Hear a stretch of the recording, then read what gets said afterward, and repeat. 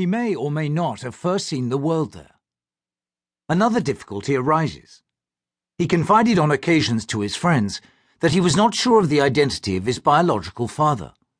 Nevertheless, he took the name of a successful music hall artist, Charles Chaplin, who was for a while married to his mother. He once said to an assistant, Eddie Sutherland, that I don't know, actually, who my father was. He may have been, in the phrase of the period, a love child.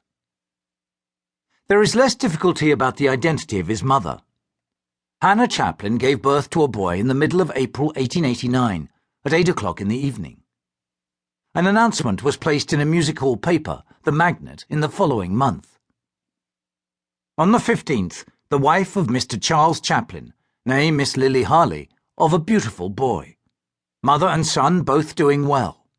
Papers please copy. The Magnet was out by a day. Chaplin was born on April the 16th. Hannah came from a somewhat rackety family, the Hills, many of whose members lived in the immediate vicinity of East Street. Toil and poverty had left their mark on some of them, compounded by a streak of madness in the female line.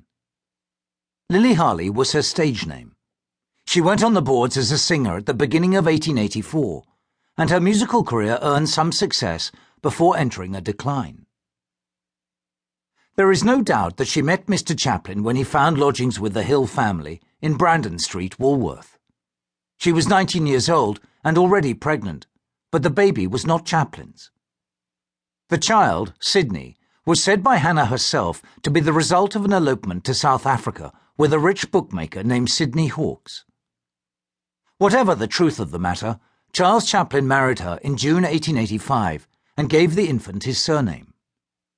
He also gave Hannah's second son his surname. This child bore his first name too, but he walked out on Hannah a year after the birth. It must be suspected that the fault was her infidelity. He may have guessed or suspected that the infant son was not his. Chaplin later confessed that his mother had enjoyed many affairs. It is also more likely than not that in moments of distress and poverty, she took to the streets.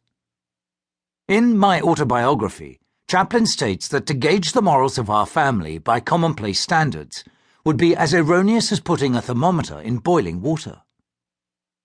In his subsequent films, he is preoccupied by the role of the prostitute. It is a complex and bewildering saga, but perhaps not an unusual one in working-class South London, where husband and wife were often parted and where women drifted in and out of prostitution to save their families. Drink played its part, too, in the dissolution of family ties. Alcohol was, in a sense, the ruin of the Chaplins. Charles Chaplin Sr.'s first recorded performance took place in 1887. His image, complete with topper and dress coat, is to be found on the cover of a music sheet for a song entitled Pals Time Cannot Alter. He also achieved success with songs such as Hey Boys, As the Church Bells Chime, and Oui, Très Bong. He had a pleasant baritone voice and an easy stage presence. He played the swell, the man about town, whose debonair attitude is matched by his elegant dress of top hat, cravat, and morning suit.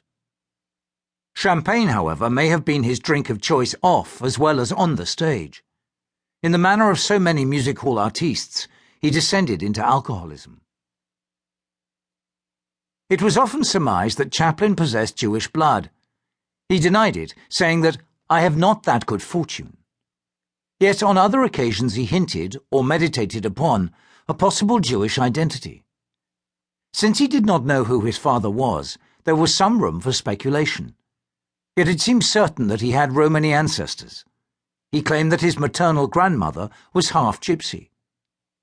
In a letter found after his death, he was informed that he had been born in a gypsy caravan at Smethwick, near Birmingham. Since the informant was named Jack Hill, there may be some truth to the story. Chaplin's adult friends accepted his mother as a gypsy.